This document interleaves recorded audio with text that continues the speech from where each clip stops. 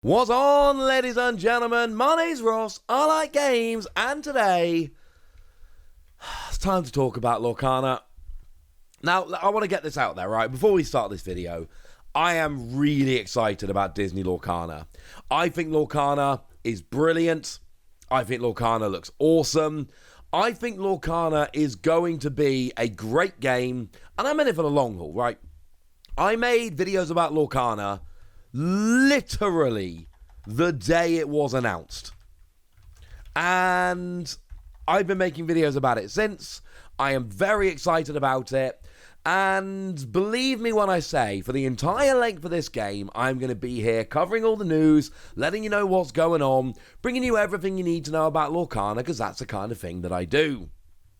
Today, I'm afraid we need to talk about what is the important point at the moment, though I wish it wasn't: the price of Lorcana. Because unfortunately, now I don't know how true this is, but what I'm hearing is allocations being cut, especially in North America. Now, to be perfectly clear, it's not like there's a big announcement about this. It's not like Ravensburger come out and go, right, everybody, here is the percentage of allocation we see. Here is a percentage of the order which is being fulfilled for every store in every country. Go nuts, dig through the data. No one's going to do that. That would be ridiculous. So what happens instead is we find ourselves having to go on hearsay, having to go on what people are actually saying on Facebook, etc., and hoping there's some truth to it. But we can also kind of chart the numbers. So let's go on eBay nice and quickly, right? And we've got a booster box on there for $240 and an Illuminator's Trove on there for $130. Yeah, this isn't right, ladies and gentlemen. This is definitely not what we're supposed to see. Now, when it comes to the Illuminator Trove, that one's nice and easy, because that is just a product that retails in the US for $49.99. So this is more than 2.5 times what it should be. Boo, incidentally, to whoever's selling that. That is not a fun thing. As for the booster box, $240, well, look, the booster box doesn't have an RRP or an MSRP, as you say in the US, and I have this argument with people all the time. There is no recommended retail price for a booster box. What there is a recommended retail price for a pack. In the US, it's $5.99. And then you see there are 24 packs in a box. So you times 24 by $5.99, and you get the RRP of $143.76. That is the MSRP of a booster box. When product is readily available, we see the majority of shops will sell slightly below MSRP, and that leads to a bunch of people saying, no. The retail price is 90 or 100 or whatever they spout out on a particular day. To be 100% clear, the retail price, the MSRP for a booster box of Lorcana, is $5.99 per pack, times by 24 packs, which comes out at exactly $143.76. That is how much you should be paying for a booster box of Lorcana. In the UK, it's £4.99 a pack, so we should be paying £119.76, because that's £4.99 times by 24. Makes perfect sense. Now, at this stage, you guys are going, oh, well, that one is $240. That's like $100 above retail. No one's actually paying $100 above retail, are they, Wassy? Yeah, they are. Unfortunately, if we see the last two that are sold, $230 and $245. One actually a little bit less than we just said, but one unfortunately a little bit more. People are actually paying this. Now, when we see people paying this, there are two possibilities, right? Possibility number one, people are getting scared by rumors of allocation and they are paying over the odds for that reason. That's the best case scenario. Or possibility number two, stock is actually scarce, and that means that we are going to see prices rise. Now, before we get more into this, I want to go on to a little aside for the moment, and we talked about this with Digimon when the first set came out. We talked about this with One Piece when the first set came out. We talked about this with Pokemon when we had sets like Shining Fates, which came out and were incredibly scarce at that particular moment. This is a great time to figure out which stores deserve your money. Because what's going to happen is some stores are going to go, I'm hooking up a lot of the time my regulars. And to be clear, if a local game store is prioritizing their regulars for stock, that's a good thing. Because the regulars are the people that keep that local game store open all year round. When there aren't big fancy releases, I don't think that local game stores should give equal priority to people who are just looking for the best price and their regulars. Local game stores should be looking after their regulars because the regulars are the people that keep the local game stores open. So I don't think that should be a controversial thing. But the fact of the matter is, some local game stores are going to go, yeah, we're selling it for like $144 because that's the retail price. And there are going to be other local game stores that are going $250. That's the market price. If you hear a game store using the phrase market price, that is code for I can charge more money, so I'm going to charge more money. I am taking this as an opportunity to wring more money out of my customers. I've got the opportunity, I'm going to take it. And I'm not saying don't go there and pay it, because if it's the only place, I can't tell you what stock is like everywhere around the world. If that is the only place you can get stock, then you're happy to pay that, that's fine. My plea to you guys is, remember those stores. And one day stock will be plentiful of Lorcana. And when stock is plentiful of Lorcana, give your business to the stores that had a chance to rip you off and didn't. And don't give your business to the stores that had a chance to rip you off and took it. The MSRP is there for a reason. That is how much they need to sell it to make a decent profit. There is a reason why that is set at the level it's set. And most of the time, they don't need to sell more. They are just doing it to wring more money out of their customers. Now, one important caveat to this, and I've spoken to a lot of local game store owners over the past few years, because again, this happened with Digimon Set 1, it happened with One Piece Set 1, it happened with Pokemon with sets like Shining Fates. And I have spoken to a bunch of store owners.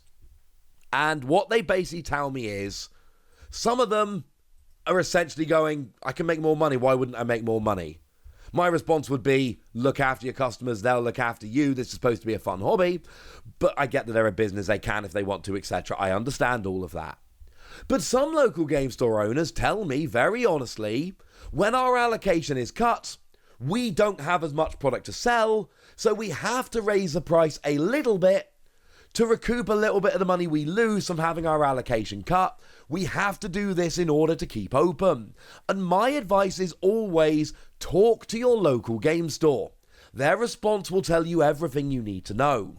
If they say, this is what it's selling for on eBay, this is what it's selling for elsewhere, or they say things like market price, that is code for, I can charge more, so I'm going to gut it. If, however, they explain to you that, unfortunately, with allocation cut, they need to recoup costs, blah, blah, blah, blah, blah, there are reasons why some will sell above retail.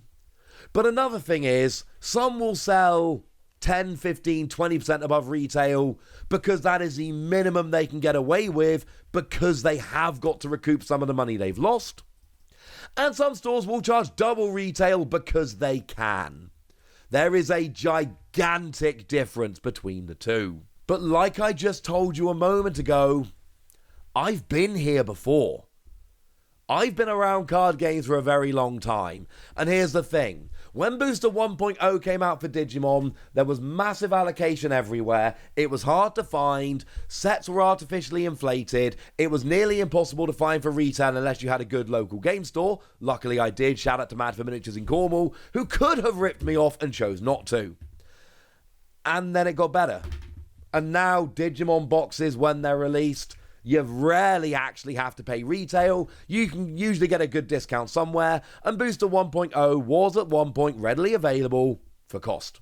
For as in what it should be, not how much it costs the shop, for what it should cost, for retail, I should say. Shining Fates, when those products first came out for Pokemon, it sold out instantly. It was being scalped by shops to high heaven. You could not find it for a decent price unless you had a good local game store, which a bunch of people do. And then within a couple of months, that was readily available. You can still buy Shining Fates for a decent price, a lot of the products, and it's been a couple of years.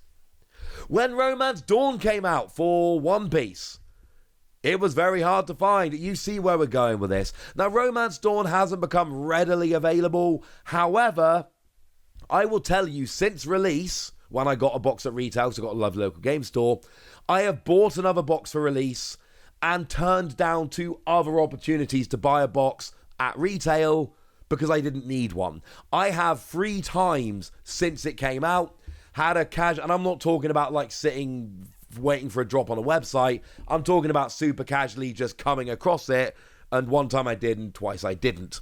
My point is, stock will get better. At the moment, the hype for Lorcana is absolutely huge. Everybody wants to go and get it. And yes, there are rumors of allocation, and I don't know exactly how harsh it is. I don't know if it's the same everywhere. And that information just isn't being shared, and I'm paying a lot of attention to this. Everything I can see says that yes, in a lot of places there are allocation. That doesn't mean we should be paying double retail, as I know some shops are charging. I'm not paying above retail for this. I'm going to go to my lovely local game store and I'm going to be like, hey, can you hook me up a box? And some places will have to raise their prices a little bit, and some places won't. And some places will choose to gouge their customers for as much as they can. And my plea to you guys is, even if you have to buy from them now because there's nowhere else, I assure you, because again, I've literally had this argument with Digimon, where I was told I was an idiot and it wasn't going to get better. And then Pokemon, where I was told I was an idiot and it wasn't going to get better. And One Piece, where I was told I was an idiot and it wasn't going to get better. And in all 3 instances, it has gotten much, much better. Getting OPO free on release for One Piece, yeah, pretty easy, honestly. It's not difficult to find OPO free for retail. And it hasn't been since the day it dropped. It's really been quite easy. And this is my point. It will keep getting better. And when it gets better, please remember the stores that took the chance to rip you off. But don't assume they are. Talk to your local game store. Find out why they're charging so much above retail. Not every store is going to charge above retail. Not all the stores that do are going to charge the same amount above retail. Just remember, things will get better. And I know I'm going to have a bunch of people going, have you not seen the allocation? This is harsh, it's blah, blah. It's going to get better. It always gets better. And I always have a bunch of people telling me it's not going to get better, who mysteriously disappear when it gets better. So, look, the point of this video, there's many points to this video. Firstly, yes, it does seem like the prices are going up and that really sucks. Secondly, there will be stores that are selling for retail. There always are. Thirdly, things will get a lot better. I promise they will get better. They always do. And lastly, remember the stores that ripped you off when they had a chance to rip you off. Because there are some out there that are, and I'm not saying all, talk to your local game store before you make a judgment. But there are some out there who are literally just playing the how high can I raise the price game. And that is not a fun place to be. Right, there we go, ladies and gentlemen. Now, and I genuinely want to hear from you guys on this one. What's your local area looking like? Is it good? Is it bad? What are you finding? Go nuts in the comment section, but be nice. And then make sure you like this video, subscribe to this channel, follow me on Twitter at TheWasi. That's where we talk about Lorcana and a whole bunch of other card games. And please do consider checking out patreon.com/PTCGradio, where you can support the channel, get some bonus podcasts and all kinds of fun things. But by far the most important thing, as always, look after yourselves till next time, would ya? Thank you very much for watching. My name's Ross, and you've been watching Wasi Plays.